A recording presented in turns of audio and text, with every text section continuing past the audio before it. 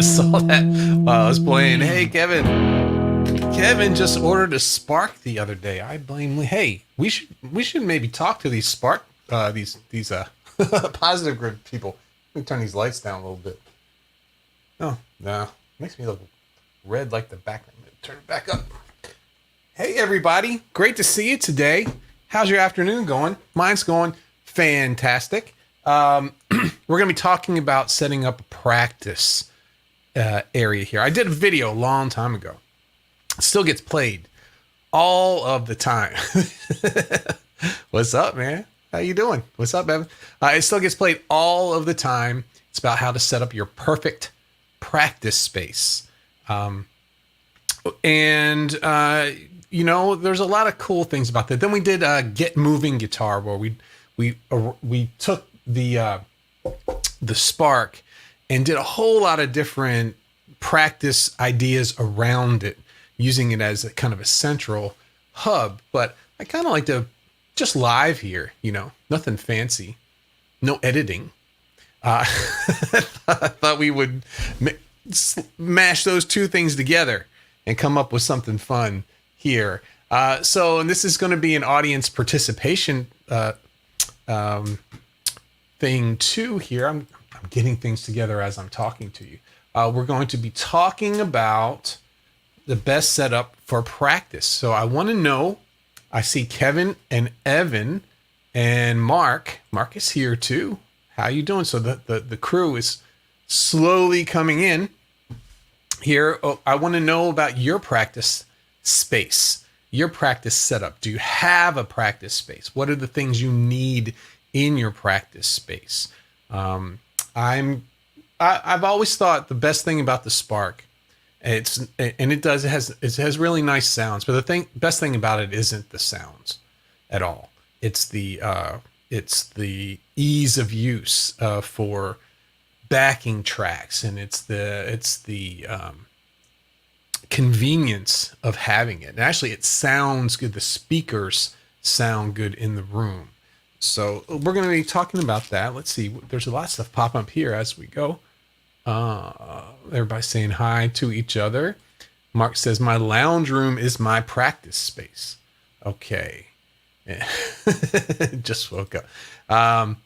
Been okay. Okay. So let's see here. What we're going to do is we're going to got to outline together here. We're going to talk about what the Spark can do. I was using, by the way, in case you know, I was just having fun. We made a kind of a Southern rock, Black Crowes style tone, with a tweed type tone. And I was using that to just have some fun before we get started here today. Oh, the other Evan's here too. We got both Evans here.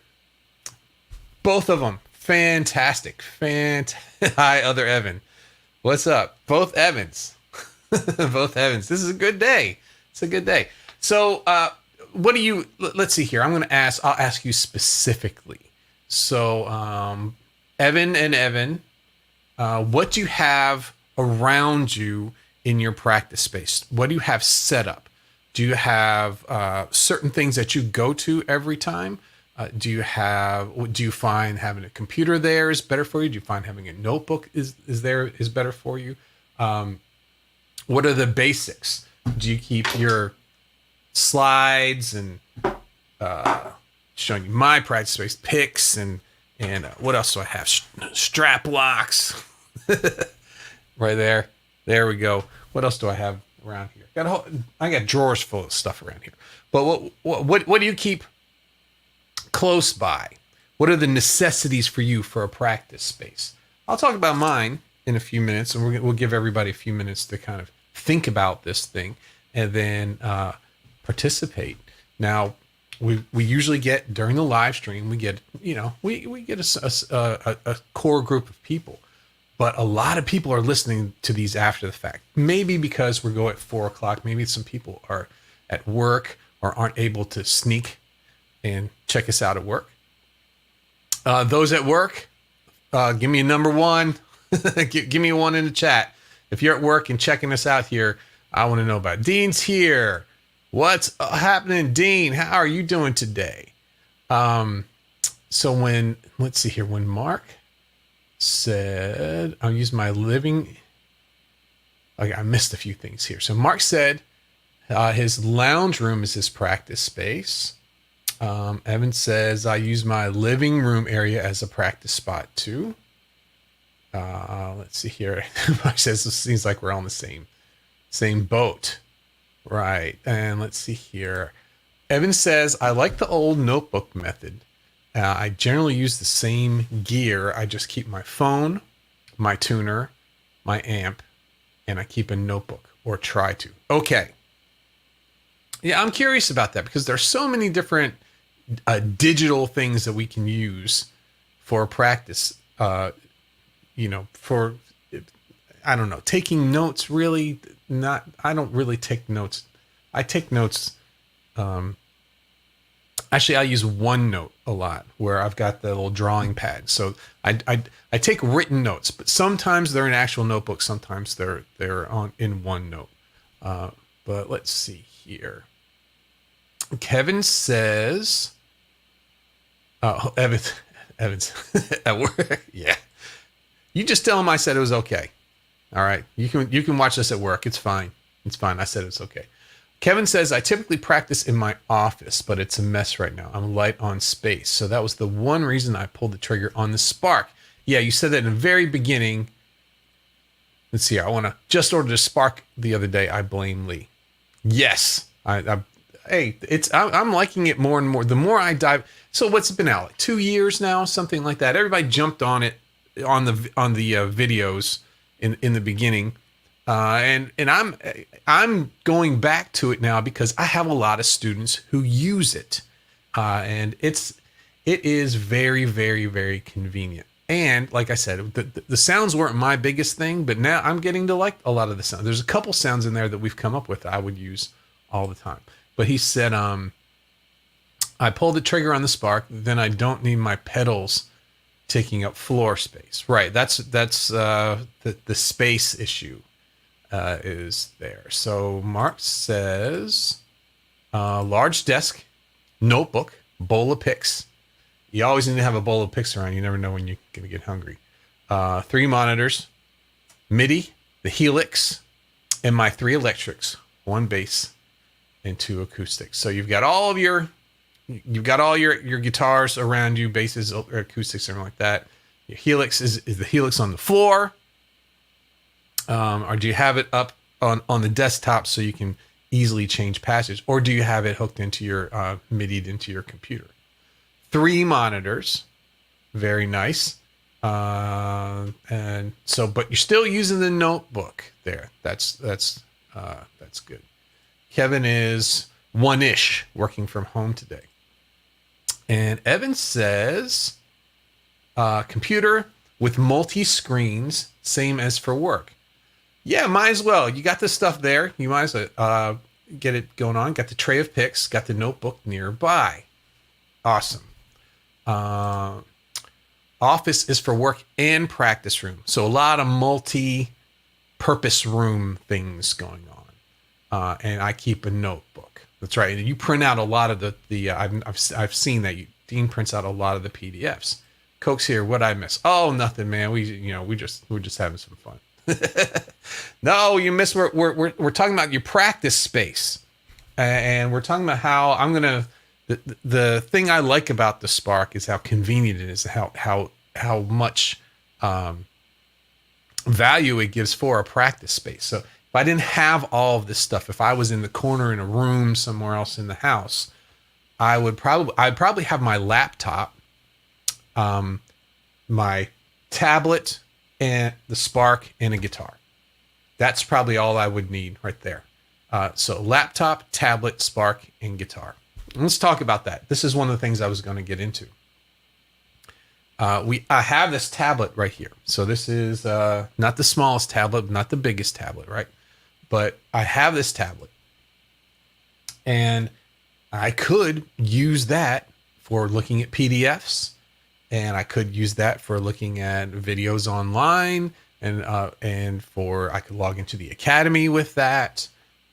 And every time I try to do that, try to do something where I just use one device for practicing or for learning some different things, I get so frustrated with it, I just say, forget it, and I go get my laptop there. So I'm not really there yet where I would do everything with like my phone and then a tablet or do everything with the phone. It's just, especially now that the Spark is using an app with it, then you'd have to be switching back and forth between apps a lot. And for me, it's much easier to have something right in front of me. So let's see here. Evan also shaved. See what effect that has on his tone. This is a, let's see. Where's my noise gate? Yeah, I keep hearing hiss. So Evan says, I also shaved. See what effect that has on tone. Okay, let's find out what that does. I'm curious. Evan says, factory accessory is a Vidami controller. Okay. And it allows me to pause, start, go back on YouTube videos with a foot switch. Now that's in the Spark, right? I think that's an aftermarket pedal. I've had a few people ask me to demo the pedal and see if it has a looper in it. I've had a couple questions about that with the Spark.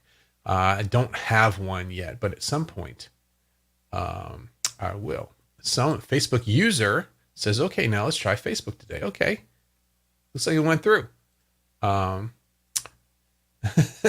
What were the reports? He just shaved this morning. Yeah, you can't expect results that fast. Come on. Kevin says, I have the main and plain picks, metronome, practice amp. Metronome. There you go. That's one of the first things we're going to talk about today. Practice amp and computer for backing tracks and academy lessons. Okay, so Kevin and I are kind of on the same page about that. And Facebook user says, okay, maybe not. Can't alt tab and keep it going. I don't think. Don't know. Not sure about that. So Coke's in on this. He says, okay, practice space.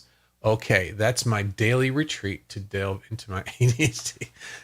Rearranging it every few days. Yeah.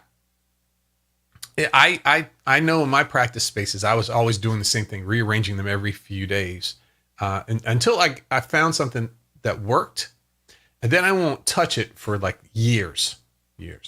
Oh, the Vidami goes into the computer, not the Spark. Okay, cool. That's cool. So you've got foot pedals for your computer. Very cool. Mark says, internet dropped out. I have a floor Helix and run it into the computer. Okay, cool. Yeah, when I used to do the floor, I had an old Line 6 floorboard for a while there, the HD 500X, which I'm glad I'm past that.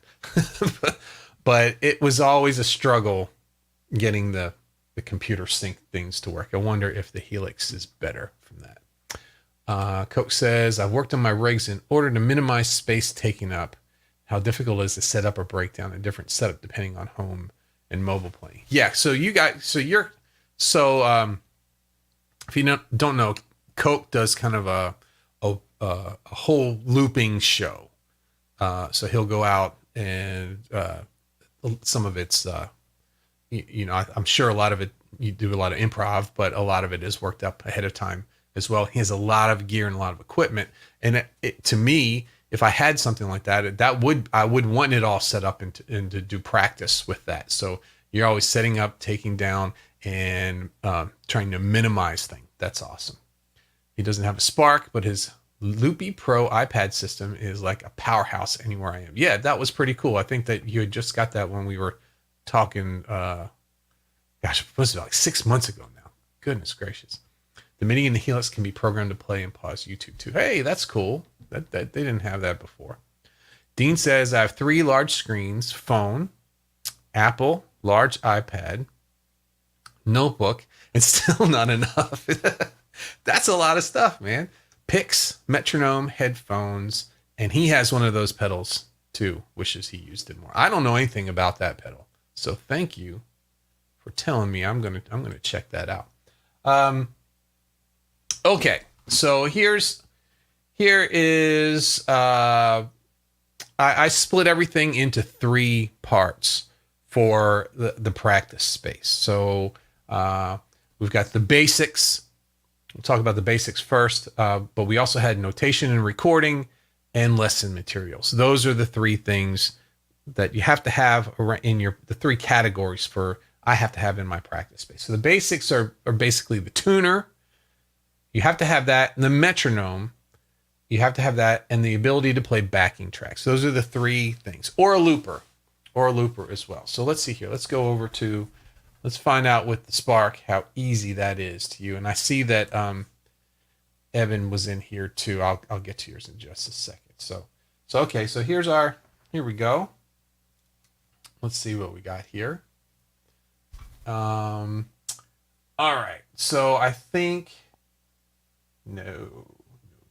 Okay, here we go. Tuner and metronome. Okay, so we're right down there. Here I am. Hi, everybody. There's the lights. Here we go. So let me actually, live is awesome. Let me get the focus together here. There we go.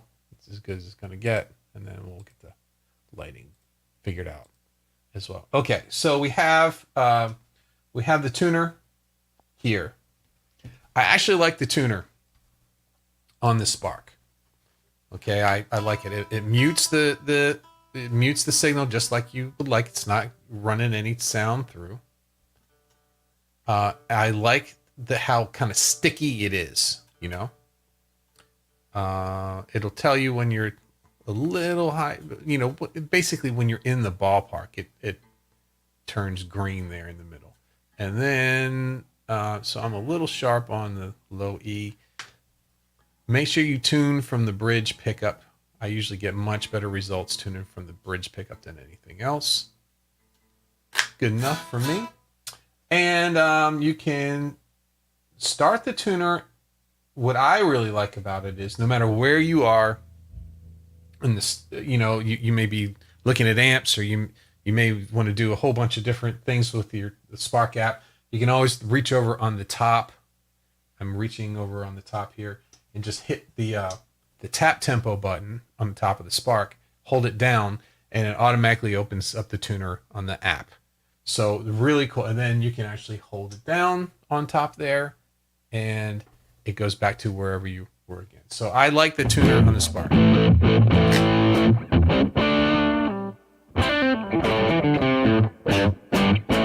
And the other thing I wanted to use was a metronome. So here is the metronome for the Spark. Let's check it out.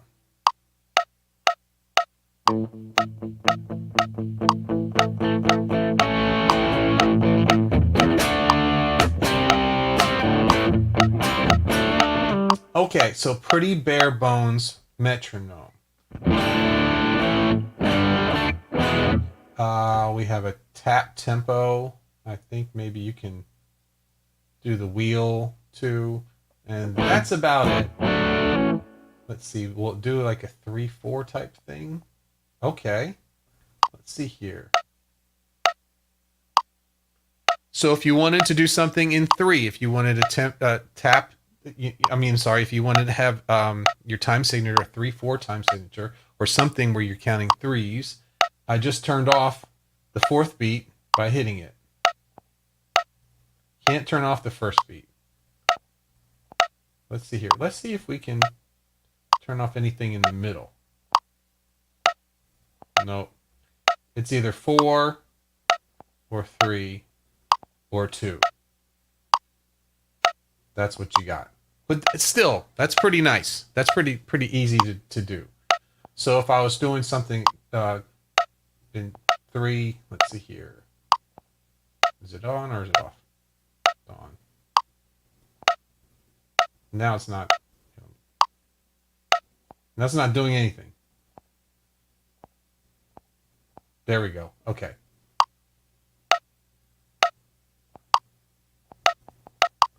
Okay,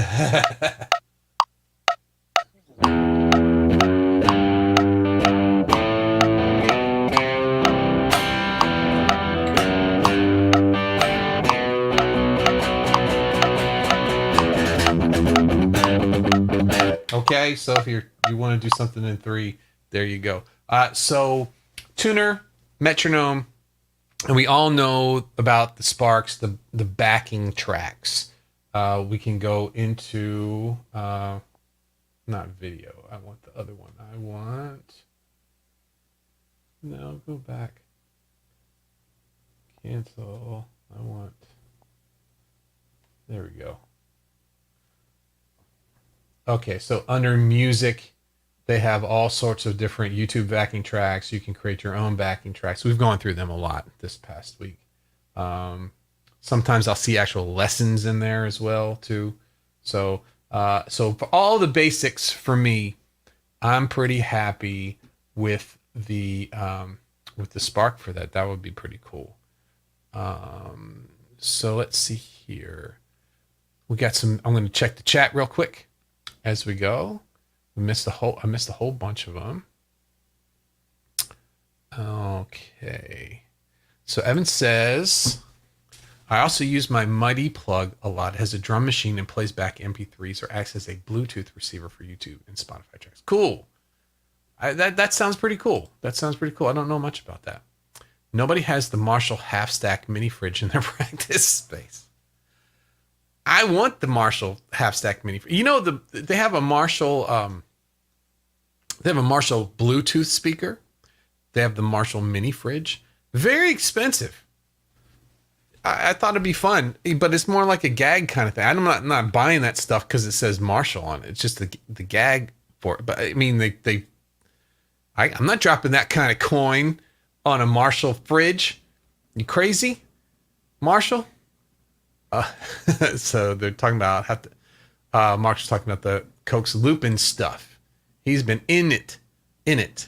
The MIDI guitar too can be used to turn guitar notes into MIDI signals. This can replace your bass guitar synth. Yeah, pretty cool stuff. And then the Loopy Pro, and one guitar maybe mic. Dean says you can set up a Windows 11 with multiple desktops. So I have one for work and one for music. Yeah. That's cool. I think you could do that. I think there's a way of doing that on 10 too as well. Coke says Spark added to this setup would make it a great minimalist busking. Yeah. The only thing I don't like about the Spark, 2 things I don't like about the Spark. One is you can't change the speaker cabinets. You can't change the impulse responses on these. If you could do that, it would be crazy because I have certain ones I like, and then things would change definitely. The other thing I don't like is the output on this thing. So it's a headphone jack, right? And I just saw that somebody's video was on YouTube, and they said something about make sure that if you're plugging into your board, you don't have phantom power on, right? So who knows what that's going to do to your headphone jack. I don't on mine. I don't think. I do not. And it's a little funny, and it's a little noisy. I actually had to put a little hum buster in line on the headphone cord too as well. So for your setup, I don't know if the outputs would be kind of too kind of flimsy for what you need for there. But yeah, if it had good outputs, it would be pretty good. Evan uses a Fender Mustang and the Nux Mighty plug too. Okay. Okay, so the next thing we're going to talk about is notebooks and recording. So number 1 is a notebook to keep keep your ideas down and to keep maybe quick chord boxes or scale patterns. Maybe a notebook does anyone use the notebooks that have tablature in them already or chord boxes in them already? I used to have a stamp that was pretty neat. It was actually like a stamp pad. You put the ink on it and stamped on the paper, which would put chord boxes around. So I could have a regular sheet of music paper for a student, and then I could just stamp a chord box anytime I need. And you could, those chord boxes that they had, I think there were 5. It was 5 frets, so you could get, most of the time you get most of a scale pattern in those too. So that was the old school way. I'm loving OneNote for this now. So OneNote, you can put background overlays. And so I haven't done it yet, but I was thinking, man, it'd be great to have a OneNote background. Actually, you can turn anything in OneNote to a background, but having having tablature paper there and just having it set up, bam, having a template for OneNote. So just to write the tablature, you just write right over top of the tablature really quickly. Thinking about doing that. So for those things though, I would need at least a laptop, if not a bunch of other monitor screens like Evan and Dean and everybody has. Then the other things that I use for practicing, I use what's the name of that? I use Neck Diagrams 2 for all. It's a quick way of getting chords and scale patterns in boxes really quickly. And then I use Guitar Pro 8 at this point now. Of those, I use Guitar Pro 8 the most. I find it really, really helpful. And especially if you are in the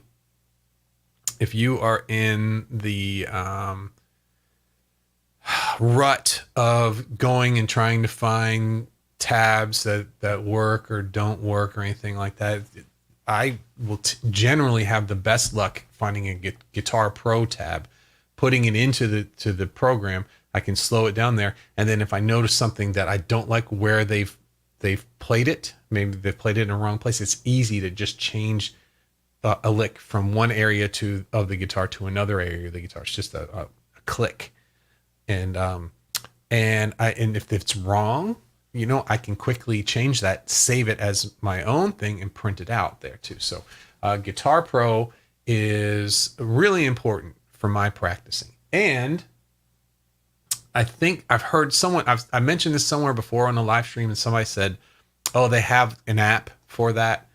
Yeah, I don't know.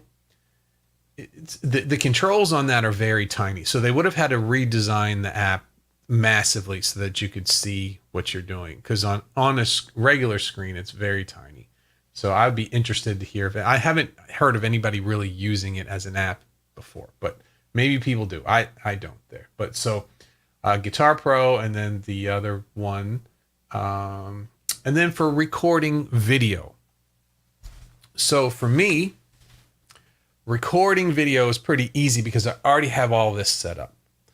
I actually have recording video on. This is really where I practice and I work over here. Notice I have the microphone, the shotgun mic up there, and then the webcam there. So for recording video, I use OBS for recording any video that I have. And so I use that to quickly, if I have an idea, or if I have if I want to take a look at how I'm playing something, so I can go back and say, well, why do I keep messing up that last note? Why do I keep messing it up? So I can see how I'm playing. I can see how there's a song that I've been working on for years and years and years that is so difficult to play. It's a Larry Carlton song, and it's all easy arpeggios, but they're all on the low strings, and it's sweep picking across them. So sweep picking on very heavy strings, if you've got a heavier pick, is very, very difficult. So that's something that I will do sometimes. I've changed my playing. I can play the song, but it doesn't just seem as effortless as when Larry Carlton plays it. So, but what I'll do is I will use OBS and I'll record myself playing it so I can see myself playing it, and I can hear it and document it. But another thing too, sometimes I'll use OBS just to have my webcam up. There we are. Just to have my webcam up. And I use it kind of like a mirror, so I can see how I'm playing, practicing where you can see yourself play is super important. Sometimes I will watch what I'm playing and be able to pick out the problems that have taken me like months of wondering, well, why can't I do this, or how come I'm not working up to that there. So notation and recording. How about that? Everybody let me know. Do you have like do you use your cell phone for the voice recorder, or do you have like some way to video? Do you use your webcam? What do you do to record yourself in practice? Okay, I've missed a whole lot of chat here. I'm going back to check this out. Let's see here. I've seen it was flying. It wasn't flying. It's not too far. Evan was talking about running the Spark app on Windows. Yeah, there's some aftermarket, not aftermarket, but other app that does that too. Let's see here. Run the Spark on iPad Pro, so it's a lot larger than on the phone. Yes, that's one of the reasons. One of the reasons I got this extra tablet is because I was using my phone. The other thing is I'm live streaming, and I would get the text messages and notifications pop up. I'd always forget to turn that off. So I'm dedicated for this. That's another thing. Do you have? I thought I saw David was here too. Yeah, David's here too. Do you all use like an old phone or an old tablet? Do you have a dedicated Android or Apple device for your Spark that you just leave with it, which I am doing now? Coke says, I have 7 notebooks and I don't ever know where 6 of them are. And the one I've always got is the oldest one with the oldest ideas in it. Well, I've got stacks of them too, and I don't want to flip through all of those. I would use the yellow pads, like the legal yellow pads. I have tons of those ideas, and then who wants to flip through all that stuff? Says, oh cool, I wrote a Mary Had a Little Lamb tab. Good thing I rearrange my practice space every 2 days. Let's see here. David's here. Better late than never. Hey man, we were just waiting for you. We were waiting for you.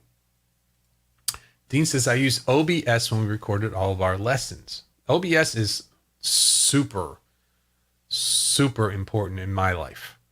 I use it for everything. I'm using it right now. It's what I'm using to switch between scenes. And I could video this right here. I don't know if I would get the right audio. I don't know if that's set up yet. David says video. Evan says, I don't really record my practices. Yeah. I mean, I don't all the time either, but it's a good thing to try. Give it a shot. At least like, practice. Say you're working on something and, work on it for a half hour or whatever you're working on. And at the end, video what you did. And so you can go back and see how you did it last time. It might be a good thing to get into. Coke says, I've been using a great angle from my picking hand pointed upwards towards the guitar neck, and it lets me see everything I do. Yeah, cool. Yeah, I always love those. You've seen those videos where they'll put a camera at the end of the guitar, and the background is swirling around, kind of like they're like a vlogger or something like that. Let's see here. Evan says, like Dean, used OBS, but going to try using it as a mirror. Yeah, it and also, I know for me, I get tired and I'll be like, at the end of the night, I'll be hunched over like this, right? When there's a camera on me, right, I naturally sit up straight, which is good for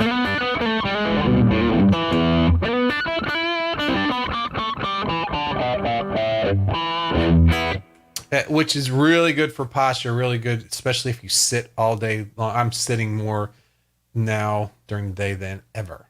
Mark says, voice recorder on the phone and Studio One. Don't record anywhere near as much as I should. Try and get in the habit of it. Get in the habit of it. It's going to be good for you. Coke says, best notebook for me is the tiny pocket size. Then I can throw quick lyrics in there for later times. Yeah, mine, I buy those. I have one. I have a new one I haven't used yet. Those little pocket notebooks. They always end up to being to-do lists that I never look back at, though. So, uh, Microsoft OneNote is what I'm using now, and I really enjoy that. You can do all sorts of stuff with that, too. Okay, that was for 4. David records a lot to iPad, right? And the Spark, let's go to the Spark here, the video, right? So I'm going to allow, sure, why not, right? So, not working for me. Let's see if I can turn around. The app has stopped. Okay, well, the app has stopped. I understand. Let's close it and start over again. Doesn't like the video on my phone. But what I thought was cool about this, have you guys used the Spark app as I'm reconnecting it? It will record a video and it will also play the backing track along with it. Mixes your guitar from the Spark in with playing along with the backing track and videotapes you. So if I was, gosh, I could use the Spark with a notebook and the Spark. I could do that if I printed out maybe some sheets, some PDFs that whatever I'm working on or something like that. I could take the Spark even without a laptop, just a regular notebook with the video thing. Let's see if I can get it to work this time.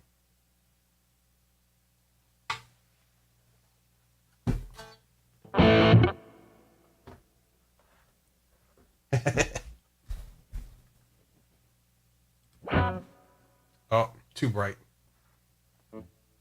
Too bright. Let's see. Let's go ahead and Panasonic Live here. See if I can get this much darker. See if that'll look better.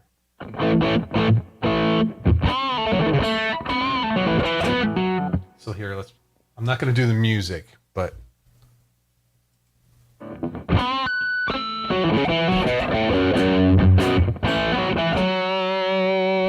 wow, that really was no good. I turned the brightness down and it went all the way to nothing.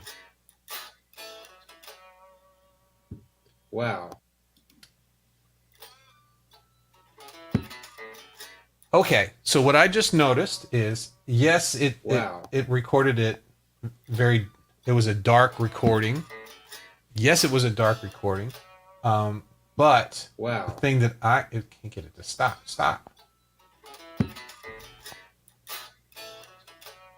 There we go. The thing that I didn't realize is it's not recording through the Spark. It's using the microphone from the tablet. So you have to have it in the room to use that there, which wouldn't be a big deal. I have everything going through my headphones, so that didn't work for me right now. But in a practice session, that will be perfect there. So let's see here. Coke says my OB, I think he means OBS scenes are wild. If you ever watch my Twitch, careful. If you're up, yeah, I have. They're fun. And he's got to go. He says, we'll see you. See you, man. You have a good one. We're going to be going here in just a minute. But we got one more section to get through. And that's lesson materials. What do you guys use for lesson materials? PDFs, worksheets that you get from someone, download. I use a lot of PDFs. Use my own PDFs in my own practicing. Videos, YouTube videos, those kind of things. Books. I've got old scale books that I've been using the majority of my life. I still use sometimes. I just go in just for ideas for scales and things like that. Old theory books, those kind of things. The Academy So what do you all use for lesson materials for you? I used to purchase DVDs from, like, I've got one that I really love, and it's an Oz Noy. Do you know who Oz Noy is? Sorry, God. Oz Noy.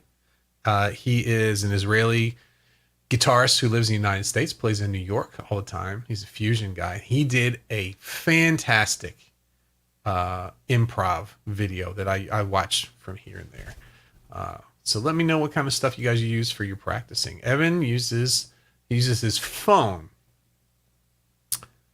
which is a terrible device for them. I can barely read them. Yep. Yeah, I can. Well, we did this. We've been doing this for what, 3 weeks now, something like that.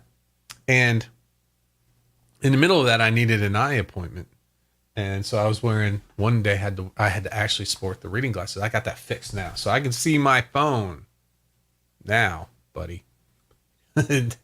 David says I use the Academy PDF, and I just got Music Theory for Dummies. Fantastic. Fantastic. I think I've read through that book. It's a good book. Some of those Dummies books are actually really good. Mark says print out PDFs and Ultimate Guitar app. Yeah, that was the other thing. I don't belong to the Ultimate Guitar app, but we have a lot of folks who do and really enjoy that, and they like the tabs there better than the ones you just get for free online. So I was curious about that too. Books. Does anyone use books anymore? For something like guitar, where there's nothing new,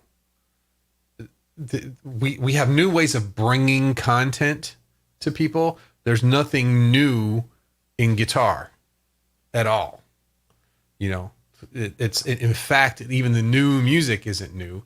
It's rehashing the old music. There's not a whole lot of, what would happen? What would happen now if we had somebody who just came in and changed the game?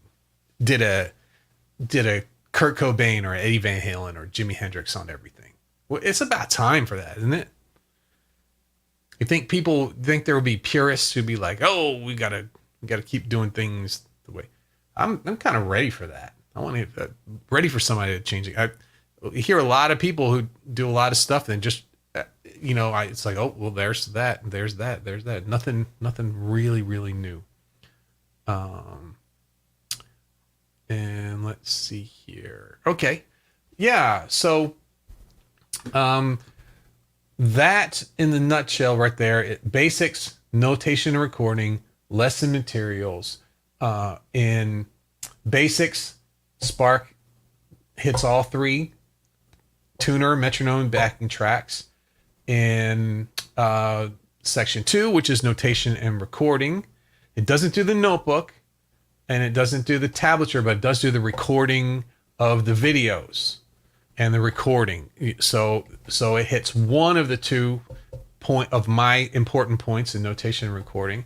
And then in lesson materials, it doesn't do PDF, but I did see some lesson videos inside, so you could run those inside the Spark, and you can run YouTube videos in there. So it hits one of the 3. So out of 1, 2, 3, 4, 5, 6, 7, 8, 9, it gets 1, 2, 3, 4, 5. It hits 5. So I got a 5 out of a 9.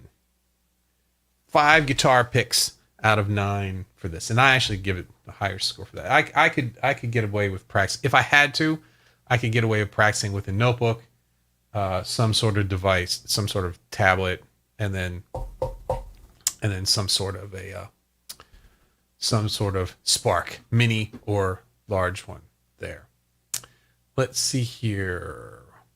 Dean says, one screen, PDFs, videos, YouTube on the other screen. Just bought a Clapton book. I have a binder with all these PDFs that I put on my music. Yeah, that's right. There's a bunch of them. Mark says Tim Henson is kind of doing that. Yeah, I have to check that out. And then the next big thing will come from a YouTuber. Maybe.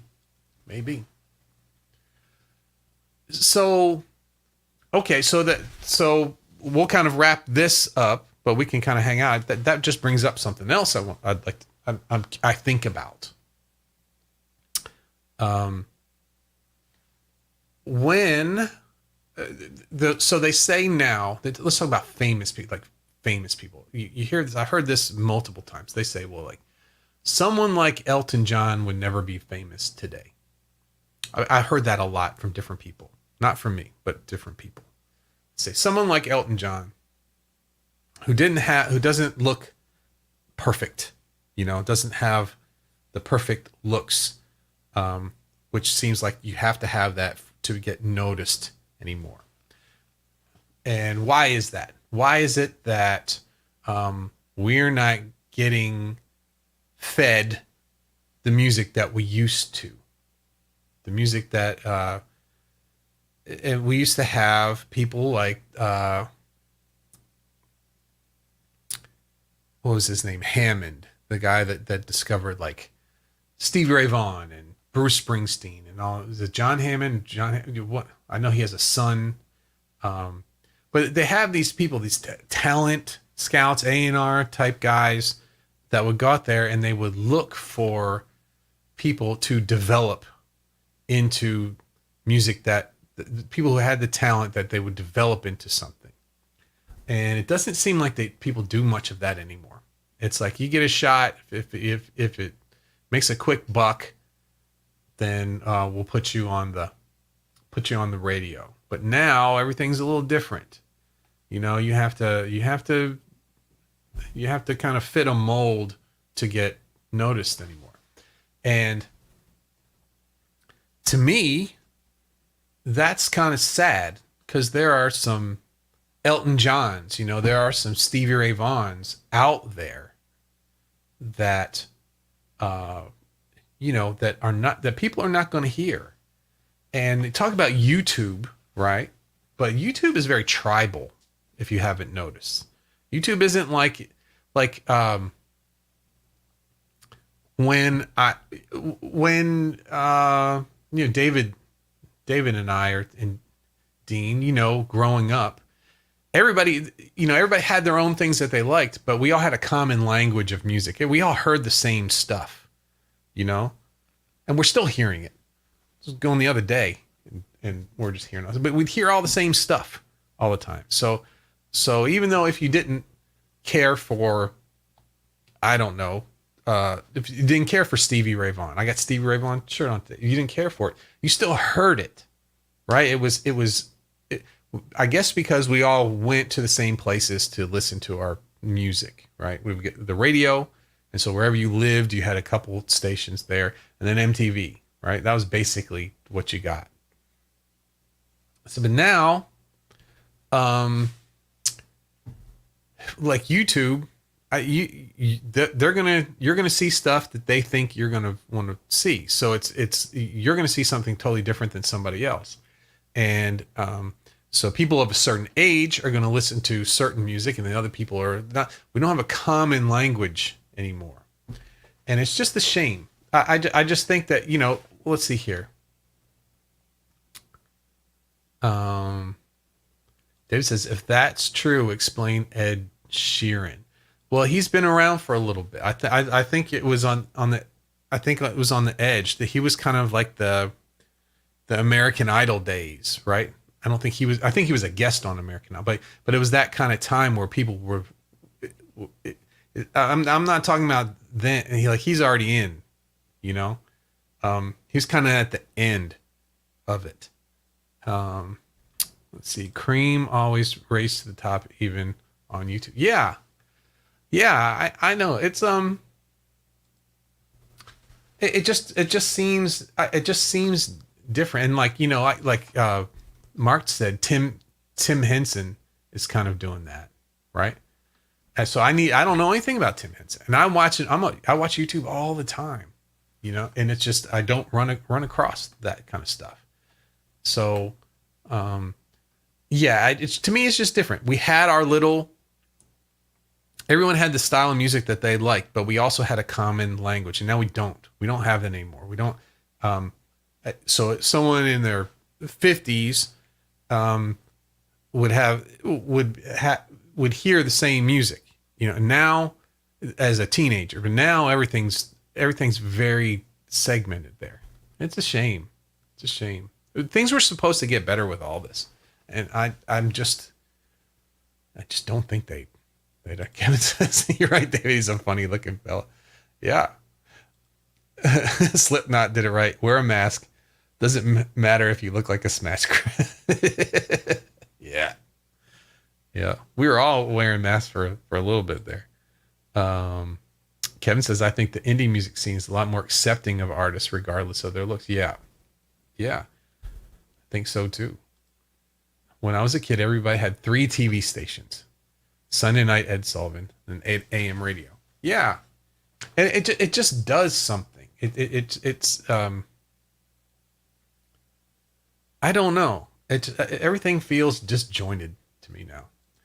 Kevin says, I live in the same town as Justin Vernon from Bon Iver. He's a Grammy-winning artist, and I see him in Target looking like a homeless dude. That's crazy. That's awesome. That's pretty cool. Are you on a first name basis? That's neat. David says, if you got true talent, you can get your music out better today than in the past, but still everyone who get nominated for a Grammy is back. Yeah, I just I guess I'm talking about game changers in music. Who's that guy on YouTube? The older guy that interviews everybody, Rick, somebody. He was talking about how music changed because music used to be blues based and now it's not. And it was kind of a shift. And then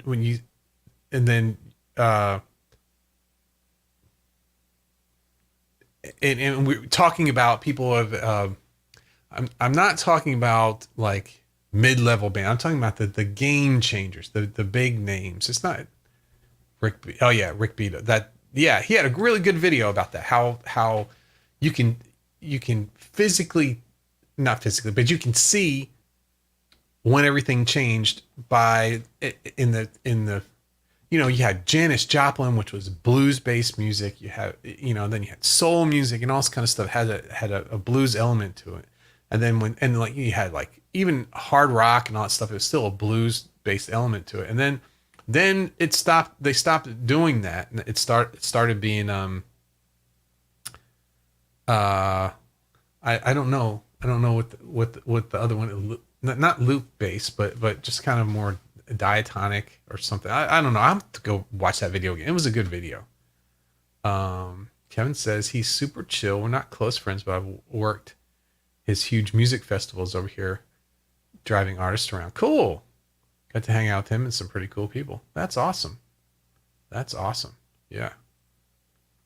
Neat. That's right. And Dean said Motown. Yeah. Yeah. David says it's going to be hard for a game changer because the world is better now and people focus easily on what they like. So attention is much more split today. Yeah, I guess there's definitely progress and there's definitely good things, but it's just not all progress. It's a little, there's some, we're on the fence, we're witnessing this big change in real time, and not everything, I guess it's anything, you lose things as things change. It's not that big a deal. We'll get better. Okay. All right, everybody. We're getting close to 5. I'm gonna call it. I'm going to be up all night putting the finishing touches on the new website. Hopefully it will be out by tomorrow so that I can record the podcast and announce it tomorrow. So if you get a chance tomorrow morning, hopefully head over to PlayGuitarAcademy.com and see what I've done. It should be pretty cool. David says we don't have that big focus point like MTV. MTV, for those folks who are going to watch this later who weren't around for MTV, it's a shame It's a shame it just faded away like it did, because it was something. But you know what? Everything gets old after a while. So, you know. Okay. Well, had fun with that. We're going to do some more stuff talking about practicing and with the Spark tomorrow. And I will see you around 4 Eastern in the afternoon. Thanks, everybody. Thanks, David and Dean. Thanks, Mark, Kevin, Evan, and the other Evan, and Coke. Thank you, Coke. Thanks. Let's see. Anybody? I think that may be everybody. Wow, we had a lot of chat today. That's awesome. That makes my heart feel good. We had a lot of chat. All right, everybody. I will see you soon. Bye-bye.